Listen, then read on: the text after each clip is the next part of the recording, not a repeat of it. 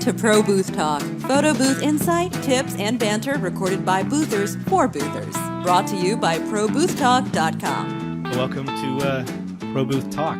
We've got a special guest joining us today, James. If nobody knows James, I want to pass the mic to him real quick. Let him introduce himself. Oh, here, let me grab the mic. Hi. Do a little gig on that. Hi, guys. My name's James Trivlis. I am owner, founder, CuratorLive.com. Been in the business for a very long time, experiential specifically. Been in that specific side of the business for a little over 25 years. And was introduced to photo marketing literally when I got into the industry.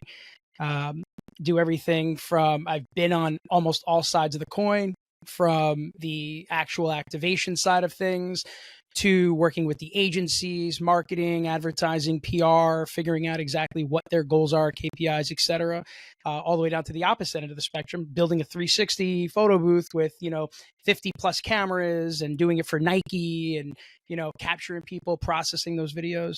But yeah, I guess you could call me an old timer, I guess, at this point. I have gray hair and I started when it was brown. So yeah. Well, was it brown? I feel like you've had awesome. this silver hair your entire life.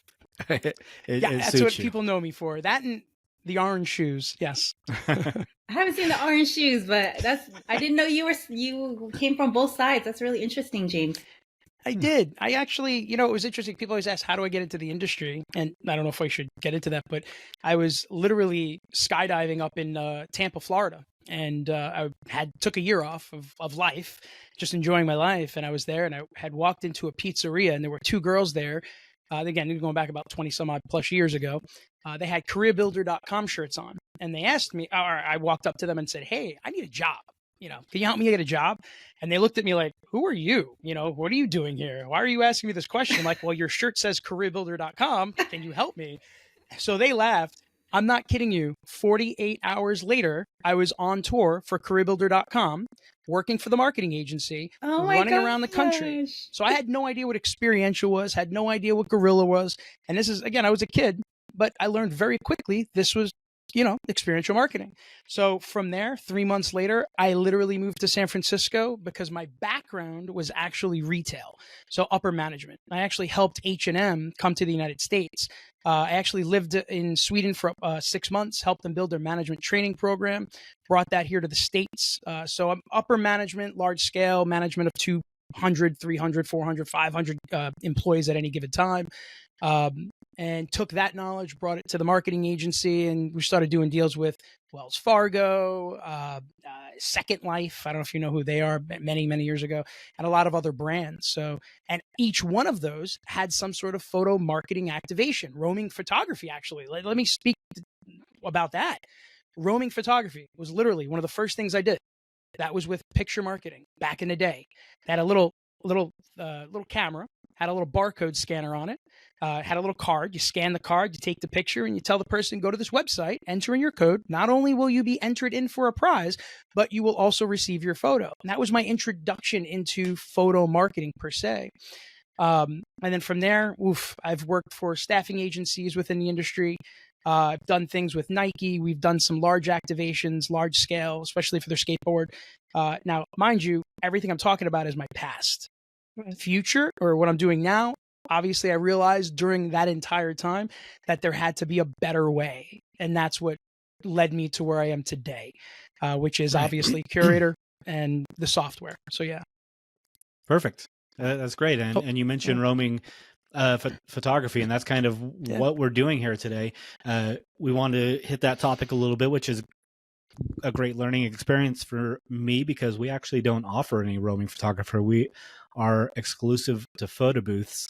And on our first podcast together, Lap and I were kind of talking about PBX and roaming photography, and Curator came up because she didn't realize that you do something similar to what Spot My Photo is doing, which is basically branding roaming photography. So when we hit this topic, we had to have you on so you could kind of elaborate on what Curator is doing, make sure everyone knows that you're in that market now, because it's pretty new to you, right? It is. Well, actually, a lot of so the roaming side, actually, people, I think, many customers currently, and within the past, I'd say 2 years, have bastardized the process of trying to figure out how to do roaming photography with a photo booth application. And, at the time, I think Spot My Photo and Darkroom Core basically was out there, but Darkroom's less of a roaming aspect of it. That's more stationary studio type of Right. situations. Right. But, there wasn't many people, but people wanted to be able to connect a DSLR to a device, take pictures, not a picture, but take pictures, photos, and do something to them, and then be able to simply deliver them to your guests, whether that be SMS, text, email, QR code, obviously having a branded microsite, branded email, branded text messaging, and all that. And a lot of our customers kept on asking us for that. And, I think over the past 2 years, we realized, well, we had to do that, and we did. Hence, what a lot of our customers are doing now, which is considered photography mode. And it's literally exactly that. Because if you hand a camera to a photographer, you do not want to limit them. They get upset when you have to tell them that you can only take one picture at a time. They want to click, click, click, click, click, and then they want to share. Make it simple. And that's what we did. And we also realized that there's not many people in that space. There's also some issues with the current flows that some of the softwares out there currently have. And we also realized as well that we have this photo booth platform, as well as application that does everything from background removal, digital props, all that fun jazz that can now be used in photography. Whereas a lot of the other applications out there don't have that. They don't have the ability to quickly share or send it to a printer locally without internet. Whereas we have all that. So all we did was just change the focus and say, hey, let's connect the camera, click, click, click, click, click, a few other things, facial recognition, etc. We can group that all together and basically offer a lot of the softwares, which so far feedback has been great. Customers Really loving awesome. the one of the things that's most intriguing to me, because most of those things that you mentioned, my rebuttal would just be like, well, that's a photo booth. What's the benefit? And you just mentioned the facial recognition. And I think that was one of the biggest things that I was interested in the ability to take a photo once, enter your phone number, and then anytime your photo's taken the rest of the night, even if you're just in the background or a large group, that's going to grab that by your face and throw it into that gallery that you've created, so that I'm always getting all those photos and I don't have to constantly enter my phone number. And sometimes I don't even know I'm in a photo because I'm in the background and that's captured and it's still coming to my gallery. And I think that that's one of the, if that's probably the biggest selling point for me in that roaming photographer aspect that separates it from a photo booth. Well, So there's, go Lap, I'm sorry. Oh, I was gonna say, so I haven't explored Curator for some years. I know I explored it when it first came out, 6 years ago? So you guys have advanced 8 years ago. 8 So years. it sounds like I know it's advanced a lot since then. I haven't revisited when Jason told me it had facial recognition. I was really shocked, and that's really exciting news. But maybe you can just kind of catch me up with Curator. Sure. So it is still running. It runs off of iPad. Does it also run off of iPhone? Absolutely. Yes. And, not to make this or turn this into sales or anything like that, but in reality, it's a iOS platform, it's a platform on the website that allows you to manage your events, create your events, build your events, and then activate them using any iOS type of product. So as of right now, it's iPhone or iPad. We will be adding a Mac computer that is in the works currently, and that should be out hopefully by the end of the year. But yes, it could simply be used on an iPhone or an iPad. And then the DSLR, is it connecting hardline, wireless? You have different options for connectivity between the two. How would you like to connect it? I'm just curious how it connects. I haven't explored it. I'm wondering what limitations and pros and cons there are to it. Sure. So we do have a list of cameras that do and don't work, obviously, or do work on the website within our knowledge base. In terms of how it connects, it can currently connect via USB directly to the iPhone or iPad or Lightning connector in some of the older devices. We do also have wireless directly to the device. So that can absolutely work that way. Oh, wow. I don't recommend it. Right. For a lot of reasons. Obviously, we're all event professionals here. Of Wireless, it is what it is. I mean, it works, but it only works until it doesn't work. And you're Right. going to pray that you had a wired connection. That's the reality of it. That's really exciting that you don't have to push. And one of the biggest challenges that I've seen with the software when we're roaming is it sounds so minor, but such a major deal. What you're saying, which is snappy, snappy, snappy. It sounds like it's not a big deal, but when you're roaming, the last thing you want to do is push start on your iPad or your iPhone. So that's really great that you have that service, that functionality for that. One of the things I'm hearing from a lot of our customers that what they're liking is they're liking the fact that they can actually have somebody pre-register. So aside from tagging them, forget about that moment for a moment, but basically being able to just take pictures and then have them go to a website, have a QR code, scan it. They scan their face on their phone and it pulls up every single photo that they have. There is a big benefit for that because it doesn't restrict the photographer from being who they are. Obviously, you can do the tagging, you can text it, you can email it. We also built in a lot of functionality on the back end. I mean, a lot of things being able to create collections. So for example, like Santa photos, being able to take pictures, like family pictures, having them upload and then sending a collection, basically a group of photos specifically to that person. And it doesn't have to be just one person's face. It could be, you're selecting them on the website, sending them a personalized gallery. And the reason why we did that is because we listened to a lot of the photographers that were out there and what they wanted. Yeah. It's automatically sending, or you're selecting the group of faces to send them? It's up to you. You could do it either way. So we built in a lot of other functionality to allow you to do it either way. So you can either tag them, you can send them to a web page, you can literally have them walk over to a computer, a kiosk, scan their face, and it'll pull everything up. Or, like I said, you can have them pre-register as well. Yeah, so you mentioned pre-registering, but it sounds like you could also like post-register. If you go up to a kiosk and scan your face, it sounds like you can get a collection of photos that you had already taken as well. That is correct. Wow. Yeah. So think of it this way. A current use case of that, there is a location that has several photo activations taking place throughout their venue. What they have the person do is they go through, they take their pictures, they don't take any data, and then at the end they scan a QR code, scan their face, it pulls up every single photo, but they're also collecting data on the back end. So at that point, the guest is getting all their photos, the user is getting all their data that they want, first name, last name, email. Now, obviously, once somebody downloads a photo, they can share it, to whoever they want, but that's really the goal. I mean, that's the idea. So do you have embedded? I know you're talking about data. Do you have embedded surveys for like custom info that your client might want to collect from visitors? Yeah. So one of the pieces. So let me be clear. Survey mode inside of the application, which is what most of the photo booth companies out there are currently doing. They'll take you through the flow. You either do it before you take the photo, or after you take the photo. One of the things that most of them aren't doing that we are building, and we will have right now. I have it as a proof of concept for one of our clients, or two of the clients actually, is the ability to build a form before they visit or when they visit the actual microsite. So think of it this way: I send you a text message, you click on that link, the website comes up. Now it says, hey, to see your photos, enter your first name, last name, email address, check us off, age verification, etc. And after they enter that information, now you're collecting that on the website. So you're not slowing down the photo experience, which if we go back to roaming photography, limiting the photographer, you don't want to do that. You want to speed up that process because honestly, the event's all about getting as many photos as you can and then collecting the data. Most people now try to collect the data up front, which if you think of it is the wrong way. I believe that's the case. You want to give somebody a present. In order to give them a present, you have to be able to give them that experience.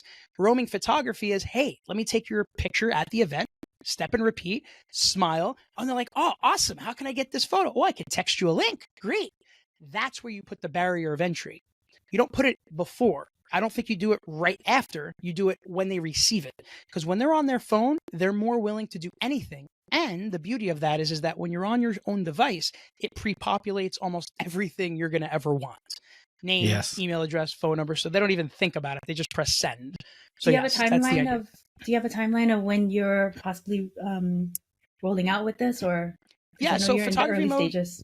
Yeah. Photography mode. The data side. The data side. Oh, so the data side, you've got 2 months on that. So yes, in 2 months. So, and let me kind of explain to you why we're currently working with a few of our customer venues that utilize our product, and they're being very specific on what they're looking for. Because aside from being able to sell photos and collect data, obviously, injecting pixels and Google, analytics codes, etc., which we already have a lot of that. We have a built-in microsite builder, which if you haven't seen that, I'd encourage you to take a look. Typically on a lot of the photo booth sides, and for roamers, when you think about it, you don't really have the ability, unless you know CSS, to customize that microsite. We literally built in a Wix editor in order for you to customize the entire look and feel of the microsite. A good example of that, and I'll give props to Mike Bender over at Moby Booth. When he was at PBX, he utilized obviously our microsite builder, and he built out a kick butt microsite. Logo at the top, customized call to action buttons. He embedded his own pixels.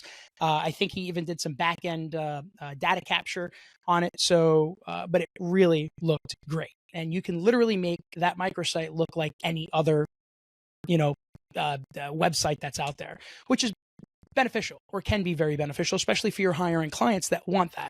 So yes. Sure. So Lap, I've got a question for you, and James, you're welcome to jump in on this as well. I'm a client and I'm looking for someone to roam around. How are you going to decide if a roaming photographer using this sort of software or a roaming photo booth is the right solution? I can't answer because I haven't seen Curator. I mean, it sounds very exciting. Well, besides Curator, I just mean a roaming photographer using whatever software versus a photo booth. The benefits. I mean, a roaming photographer, you're going to get a lot more beautiful captures. You're going to be able to get those, especially if you're using like specialty lenses, wide angle lenses, or just like prime lenses, where you're able to get really beautiful. What's this? How do you pronounce it? Bokeh. Yeah. And just being able to like control your lighting. I mean, for like a DSLR is always going to be better than a roamer. Always. I mean, absolutely. In terms of the actual output. And the reason why I say it like that is because back in the day, I wasn't a big roamer fan. I wasn't a big iPad fan because of the quality. iPads, we talked about this, having a whole different experience that you're selling. But for a roaming photographer, you're able to capture beautiful photos of guests that you wouldn't be able to with the clarity that you can over a roamer. I think the whole thing of not having to push start is awesome, because then you can capture a whole bunch of frames all in a few seconds, that 1 second that you would normally miss for any other software that you have to push start beforehand. That's a pet peeve for me and my team, like having to push start to actually start the session. This is for both roaming and like a stationary studio. We've seen this, because we don't want, when you're using it as a photography station or roaming, you don't really want like the workflow of a photo booth. You don't want the countdown. You don't want people seeing the preview of themselves. That slows down the workflow. It slows down the entire experience. Because I know, the software that we use for DSLR, when we were using stationary photo booths, it was showing previews, and then guests would be like, let me see it really fast. And it's not a photo booth experience. It's hard to describe why that's such a big deal for us. But we don't want it where people are doing silly poses. We want to take the time to professional photos. Yes. Like our team actually will frame the shot, compose the shot, pose them. It's a formal session. For roaming, it's more just capturing them in the action. It's you don't want them. What you brought up of them, us collecting their information, you don't want the photographer doing that. We usually have a separate person that's managing the sharing portion. Because of that, we don't want the photographer to be distracted. We want them to be doing what they're supposed to be doing, engaging with guests, getting them to like collect all together, especially at a live event. Like if you're working like a club, or really like a premiere where it's really tight knit, it's like a lot of people in a very small space. Sometimes you have like 6 inches. You have 6 inches from you, and small things like pushing the start button or asking them like survey questions. I totally see why you went that direction. I really want to explore Curator because it sounds like you have some really cool things built into it that I haven't seen yet. Well, let me invite you. I'm welcome to, give you a personal one-on-one tour of the back end and platform. It's interesting. We've been around for almost 8 years. You had asked, you had thought 6, but almost 8 years now. In 8 years, a lot has happened. Not for us or with us, with everybody in the industry. And I think, I give credit to every application that's out there. Not only do they keep us on our toes, and we're happy about that, but I think without competition, you're not going to evolve. It's just not going to happen. So I look to it. I respect all my competitors. I do. I have great relationships with all my competitors. As I want that, because again, there's enough business out there for all of us. And whether you're not a customer or you're a customer, you may be a customer. Maybe there's something you need. Recently somebody posted a post on Facebook and they were like, "Hey, can you do X?" And I was like, "Yep, we could do it." And they had no clue and they never even considered us. And now we're having a longer conversation like, "Oh my goodness, I did not know." So, those conversations happen. Yeah. Yeah. But, yeah, but when I tried your software was when you first introduced it. So it must have been, I thought it was 6 years, but it must have been 8. But I haven't, and I try to explore software. So I know people always ask me like what type of software I use. We use whatever we need to use to get the delivery that we need for that specific event. And I did not know that you had the capabilities, especially like the face recognition. There's almost no competition with that right now. There isn't. And having competition, exactly what you guys said, like it really pushes you guys to innovate, and that's beneficial to us. Well, I'll say this, even though you say there's no competition in terms of facial recognition, there's exactly 14 applications that have that. I'm not listing them off, but I know of based on the research that I've done. Some of them are horrible, poor quality. Some of them are great, and have been, they're very advanced, but I leave that on the user to go do the research. For us, it's figuring out, and I listen to, like photographers. I talk to Paul Hardlick and Jamie, all the people that I know or that utilize our product and even don't, and say, "Hey, what is it you like about this software? What is it that you like about this experience that we can add?" And you add to our photography mode that would help you with your business. And that we really try to listen to them. Same thing on the photo booth side though. But yeah. But I have a question, and we're talking about roaming. And there's one thing that I'm realizing is people in the industry, they get into photo boothing and then they get into photography, or at least some. I'm noticing a lot of them are not taking a lot of time to learn how to use a DSLR and understand how to actually use it, utilize it. They don't understand ISO. And we get the phone calls now. "Hey, why is it blurry? Have you zoomed it? Have you, it's like they don't understand it. They expect it to be an iPad." So I think roaming is great. I think everybody should definitely add it to their, options. But I think everybody also needs that knowledge. And that's something that we're looking. I'm actually in conversations with one photographer on creating some personalized videos on how to be a photographer, because it's not for everybody. I don't think an iPad has done a really good job of making it so simple for everybody that it's just a no-brainer. And not just like things like zooming or focusing, but the image stabilization and light control, like the new iPhones and iPads are just unbelievable. They're so good. And if you're using the cinema mode or whatever it's called, and the ability to like move from person to person, and the camera automatically changes its focus on even at depth. If someone else is talking that's 10 feet behind the other person, the depth will just automatically change to focus on the person that's talking. It's really, really incredible. But it's still, like you said, it's so important to know just the very basics of a DSLR, because there's still a lot of things that sure, the iPhone can automatically change to who's talking, but you may not want that. You want that to be able to control that focus and put it exactly where you want, especially if you are, creating a shallow depth and creating that bokeh feel like Lap was talking about. You want to be able to, in real time, quickly focus on whatever you want to focus on. And if you're being a roaming photographer, there's no comparison. You need to have those skills in your bag. I think being a roaming photographer, you have to have the DSL lighting and things like that. You have to understand that, but you also have to be pretty engaging. I think people don't realize it's a lot harder. You think a photo booth, you set it up, it's stationary, you can push start, you can engage, you cannot engage it. The guests will still have a great time. I feel like on the photographer side, there's a lot of people that you really have to kind of like vibe up. I don't know, like you have to kind of hype them up. You have to get the, you know, come on guys, everybody get into the shot. Let's do a group shot. And those are the type of photos where people, you know, will usually remember. So I feel like personality, being engaging, super engaging, like it's not for everybody. Because it's not the same as like wedding photography where you just in the background snapping photos of the bride walking down. It's nothing like that. It's you literally have to engage with guests. You have to chat them up. You have to get them excited. And some people will be not too friendly. Like if you ask them if they want to take a shot, no. And you have to be able to work around those type of personalities. That's one of the hardest things. I think for roaming photography is a lot harder, not just skill wise, but you have to be all around knowledgeable, engaging. So it's a lot harder. I don't think people really, it's not just connecting to a camera, connecting to an app, and then moving around the space. It's not. A lot of adjustments. Me and Jason talked about this the other day about why, you know, he really doesn't do photography studios or roaming. And, you know, it's a lot more involved. You really can't.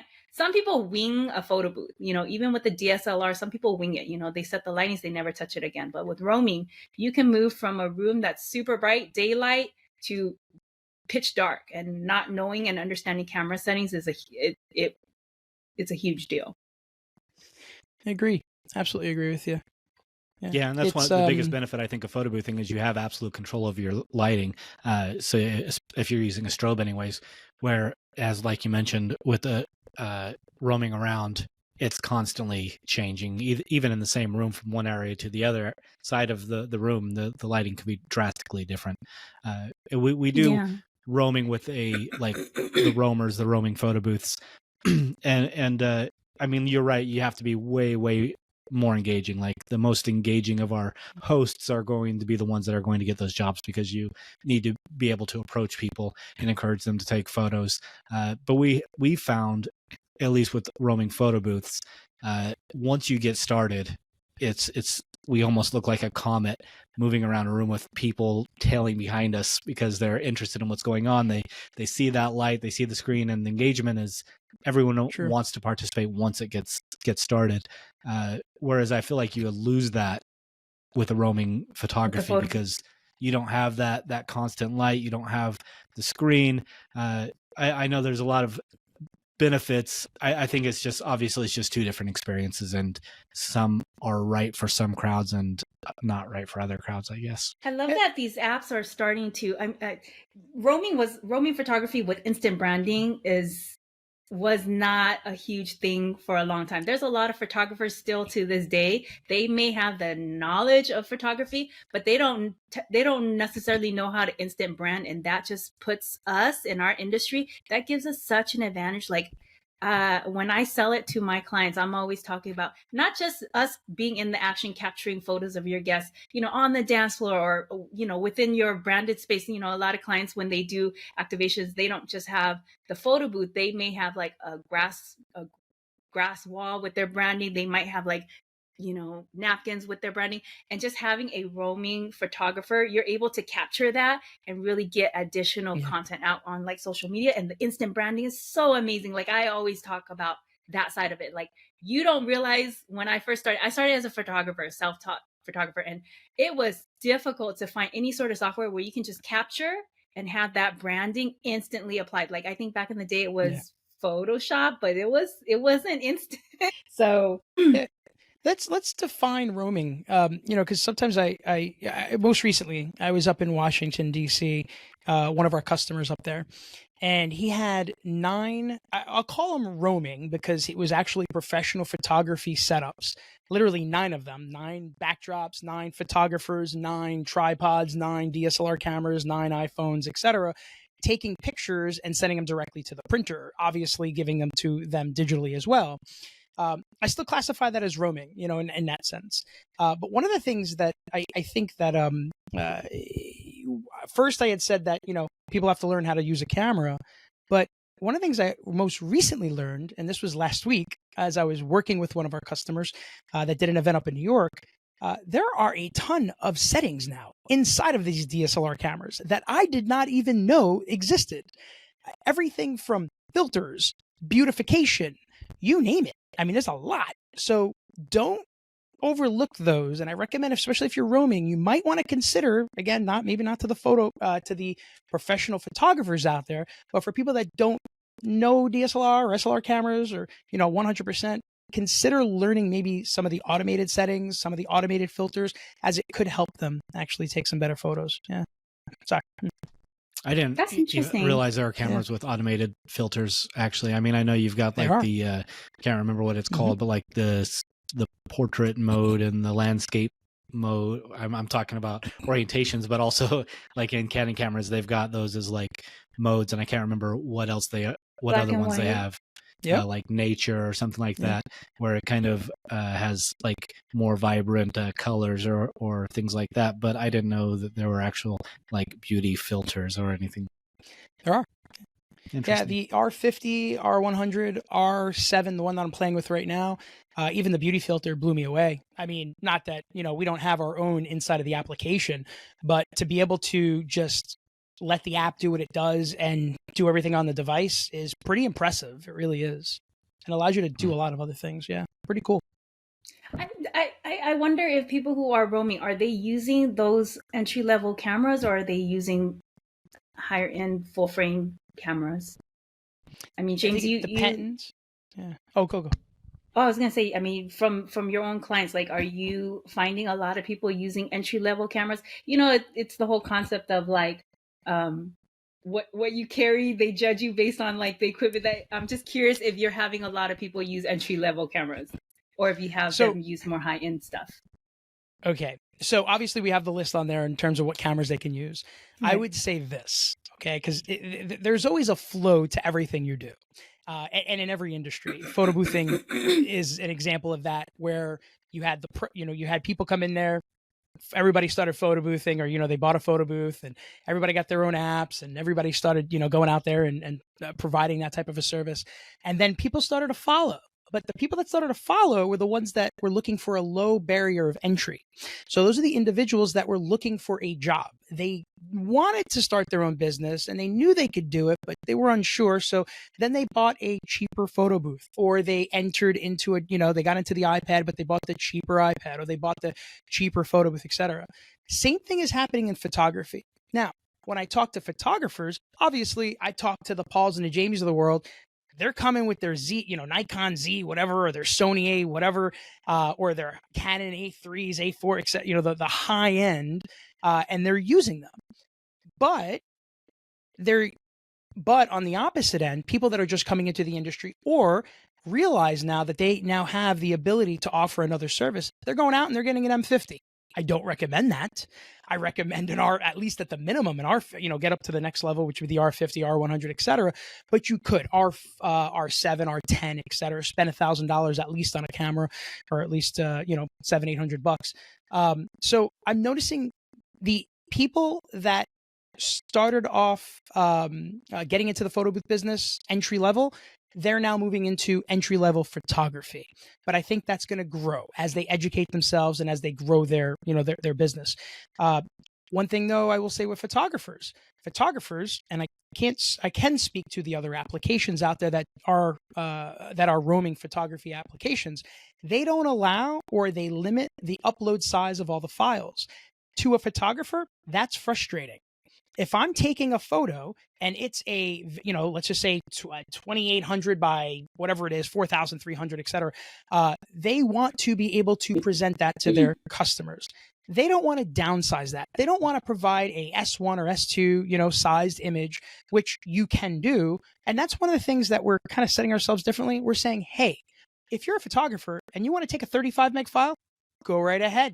Be my guest. Just know it's going to take longer for it to upload. It might take longer for it to process, and it's going to take longer for it to load from the device to the iPad. But that's on them at that point. Technology is going to speed up, but I'm not going to limit a photographer in being able to capture the quality that they want to. And that's kind of where we're going to put ourselves in terms of that game. So yeah. How does that impact if they're live at the event and they need to share? So if they're capturing at full size, how does the workflow work for guests to be able to text or email? Is there like a smaller version of the image that loads onto Curator that guests are able to text and share, and they have to just wait for the full size? Yeah, that's just simply the thumbnail. I mean, the direct connection between the camera and the iPhone is fairly simple. I mean, if you're taking a 35 meg file, that's going to take maybe 15 seconds. I mean, actually, not even that, maybe 6 to 8 seconds. The time that it needs to upload is obviously going to be dependent on your internet connection. So that's no different than a photo booth gig. That 35 meg file could take anywhere from 3 seconds all the way up to a minute. But again, a minute, not that bad, you know. And I talk to a lot of photographers out there. They're willing to sacrifice that. They're willing to allow that extra time in order for it to upload, knowing that they're providing to their customer the higher quality. Now, with that said, you're able to do the image that is being sent to the customer, but that's not the image the photographer is going to get. At the end of the day, a photographer is going to want the raw image, which again, we're going to allow them to do. That's one of the aspects. Again, speaking to photographers, they want quality, a true photographer, not a roaming photographer that is in the event industry. We're talking a true photographer. They want high quality. They want large files, again, if that is what the event deems, and they want to be able to edit it after the fact if they choose to, which again, that's where the raw comes into play. Yeah, and I love the versatility there, because a lot of times in this industry, a lot of the photo booth owners, they don't need that. But like you said, the photographers do want that. So I love the versatility that you can jump between one or the other, because like if I can't imagine that I would, even if I started offering roaming photography full scale, like I don't think I would be offering something that needed some kind of photo uploads like that, because we're not professional photographers. We're event photographers. We're moving around. We're snapping photos. And even though, you know, a minute really isn't that long, if you're, it's not if you know what you're doing and you're taking photos of what you want to take photos of. But if you're taking, you know, photos of everything because you are just kind of doing the spray and pray approach, then you know you're going to have a long queue, and that 1 minute is going to turn into several minutes because all those photos are queuing up. And if you take 6 photos of the same group, making sure you have one good one, now that's a long queue. And that's probably where we would be at. So like for us, it would make sense to have a smaller file size, but you know, everyone's model is different. So that's great. I just want to clarify. So the upload time on a full image, that takes a while to upload, but the sharing and the printing on site, that's not impacted by that. No, because you don't need internet. Let's be clear. So again, now that we're in this vertical of the industry, there's a lot of photo booth tools that we offer that other applications in the photography space don't have. For example, the ability for a image to go from one device to the other without the need of an internet connection. So right now, the majority of our users are literally connecting an iPhone, click, click, click, click, click, letting them upload. But on site, they'll set up 2, 3, 4, 5 sharing stations over in the corner and say, oh, you can go over to the corner. You can select your photo. You can print it. You could, you could just do it directly from there. So, and you don't need internet in order for us to move one file from one iOS device to another iOS device. It's all dependent on the network. So we have what we call Live Connect. Live Connect allows you to take a picture on one device and send it to another device, whether it's running sharing station or a slideshow, and you don't need internet in order to do that. Actually, there's a video up on YouTube that one of our users recently posted about that, because that was the simplicity of it. Again, internet's always an issue. We know that. Taking a photo, passing it to a sharing station, let the sharing station deal with that. Let the photographer be the photographer. That's where we're going. Let them take pictures. Connect the 2 devices and share and print over there if they want to. Yeah. Go, please. I was going to say, you were talking about photographers have the ability to edit the photos post-event. Are they able to edit the photos without the overlay and branding on there and then re-upload it, or how does that work? So that's up to the customer. So you're actually asking a few different questions. First is, can we save the raw photo? Yes. So unprocessed photo, without a doubt. Both of those photos will be uploaded to the cloud. Each one is tagged either raw or original being, or processed being the obvious, the image that has the overlay on it, raw being raw. You can download all the photos or even have them go directly to Dropbox. Fairly simple. In terms of editing, we have implemented an editor on the back end of the site, but based on the photographers that we've talked to, nobody likes it. Great. We're already off to the races. We're trying to figure out other methods so that we can do post editing, so that the post editing can be done at their leisure. So they can actually pause delivery. We don't have that option yet, but it is possible. Pause delivery, take pictures, automatically upload, edit, and then upload. Again, there's different flows that we from based on the conversations that we've had with photographers. Everybody has different needs. Some people want immediate, some people don't. Some photographers will not send a photo to their customer unless they touch it. They need to. There's other processes too, such as like IQ that does skin touching and, all these other post-processing systems that allow you to run a photo through it in order to clean it up, upscale You have that it, integrated etc. right now? You have that integrated now? The Upscale IQ? No, that is not integrated right now. Actually, we just had a conversation yesterday in terms of pricing. So we're negotiating pricing right now. That's where we're at. Yeah. I know one of the competitors does use that. I do know that. So, and that is one conversation that we're having. You have so much going on. I'm trying to process everything. Honestly, we are so busy. We have 16 events. Yeah, the post-processing is a lot. I'm trying to listen to everything that you're talking about because there's so much going on the curator side. I'm here just trying to catch up. Like I have to just revisit the app, but that's really exciting. That's really exciting, James.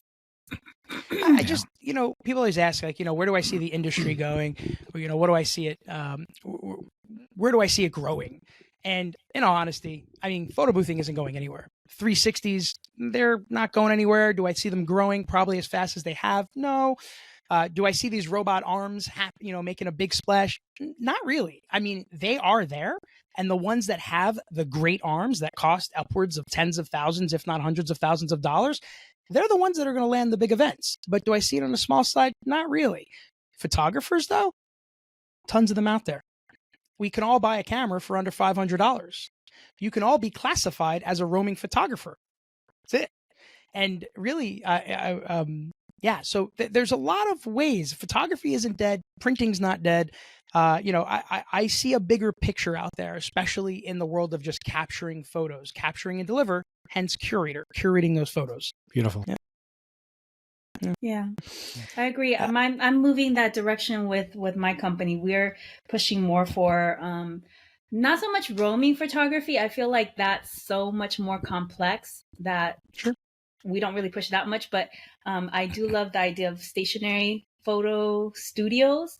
And a lot of the new workflows are really great for that. Yeah. Not necessarily printing all the time, but I think printing always has its place, of course. People always ask me, who's my competitor? And I honestly say, I don't have a direct competitor in the sense. Our competitor is actually Darkroom. Well, there's a lot of areas. But honestly, the one that I look at as an actual competitor is Darkroom. And I'll say it on here on the podcast. And there's a lot of reasons why. They were first in the industry. It wasn't my other iPad, fellow apps that are out there. It's not my fellow photographer applications. If we think about who has perfected the flow and who's used in more studios, more applications, it's them. And I believe their functionality has, or not functionality, but their ear has been listening to you, the photographers and the event professionals, longer than I have. I've only, 8 years. It's not long. I mean, obviously I've been in the industry for a long time. So I look at them and I don't believe photography is going anywhere. It's not. Or photo boothing as well. Let's be clear. We're still increasing. I think everybody's still increasing in terms of business, but it's not going anywhere. It's not. I used Darkroom Core recently. I agree that it's really amazing for photographers. I don't see how I can use it in the workflow for roaming, though. It's not as flexible. Correct. On the roaming side. I think on the stationary photography studio side, it is super powerful. I'm curious if Curator is going to be, I know we're talking about like a lot of awesome back end processing. Are you going to be doing anything like droplets? I know it's iPad based, so we're talking about two totally different ecosystems and stuff, but is that something that's going to be possible ever with Curator where we can run something similar to droplets? So, great question. And thank you for that, because that's something actually that's on our board and it's discussions. Because I always look at what the older softwares did, the Photoshop droplets, etc. And one of the most recent additions to Curator was AI, and I will probably say every application probably has that now. So AI forced all of us, including me, to process post. So we have to capture a photo, take it, do something to it somewhere back here, and then deliver it. Because we have that now, and we've invested a lot of time, a lot of money in order to be able to do that, that opens up the ability to do post-processing. For example, you asked me whether or not we've integrated with IQ. The question is no, not yet. We're in conversations, like I said, but that is a post-processing effort. That is literally us taking a photo, sending it somewhere, having something happen to it, getting it back, and then delivering it to the customer. So with that being said, and with the speed of internet speeding up, almost anything's possible. I can't say that I've looked into Droplets recently, but after this conversation, I probably will. I don't know if Droplets is available on iPad. I'm just curious if there's anything similar to that. Yeah. It's not, but like you're iPad? saying, So like again, in post-processing server. offsite, it could potentially be, but it's not native or locally. Exactly. But maybe iPad, like not so much. Yeah. Like Mac-based though, you probably do something there. That's but true. then you're I haven't really, considered that. That's a great point. Rewriting the software at that point. It's not just a software that is also available on Mac. It's really a completely different software at that point. So. Good point. Very good point. Well, yeah. I think that probably wraps up roaming photography and branded photos. Unless there's any final thoughts. So much information. Yeah, sorry. I think leave everyone with more questions than answers, but hopefully everyone had their notepads out and we'll give it a second listen. And as a reminder, if anyone has those questions, pull out your phones, record them, send them in here, and if we have a few that pertain to a roaming photography, or James will have him back on here and have him answering some of your questions for you. Thanks everyone for joining us. Thanks James for coming on. As always, Lap, thanks for helping us out, and see everyone next time. Thank you very much. Help to keep this free information coming. Subscribe to Pro Booth Talk in iTunes or Stitcher Radio. And while you're there, be sure to give us a 5-star rating. Finally, watch for show updates at facebook.com/ProBoothTalk.